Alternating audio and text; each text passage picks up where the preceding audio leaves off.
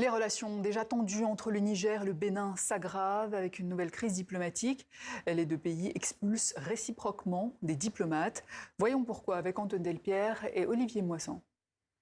Dans la crise qui secoue leurs deux palais, Cotonou et Niamey ont pris le même chemin, celui de l'expulsion réciproque de leurs diplomates. La semaine dernière, le Bénin avait renvoyé un agent de renseignement et un policier en poste à l'ambassade du Niger, qui à son tour avait laissé 48 heures au premier conseiller béninois en poste à l'ambassade de Niamey pour quitter son territoire. D'aucun des deux côtés, les raisons de ces expulsions ont été précisées, mais elles dénotent d'une dégradation certaine de la relation. Officiellement, le président béninois n'a pas accusé directement son voisin d'avoir voulu le déstabiliser, même si les soupçons planent à Cotonou, comme l'évoquait début décembre ce porte-parole.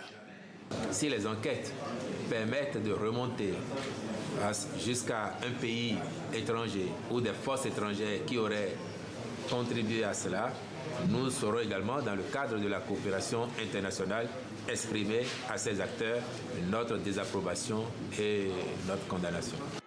Le pouvoir nigérien, de son côté, accuse régulièrement et plus directement son voisin de vouloir le déstabiliser, notamment en abritant une base française, d'après Abdourahmane Tiani, ce que nie Cotonou.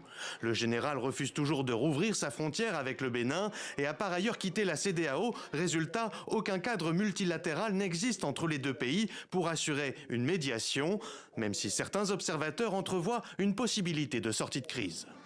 La rationalité économique puisse faire infléchir les positions de part et d'autre, puisqu'on a beau dire le port de Cotonou est vital pour le Niger, pour l'économie du Niger.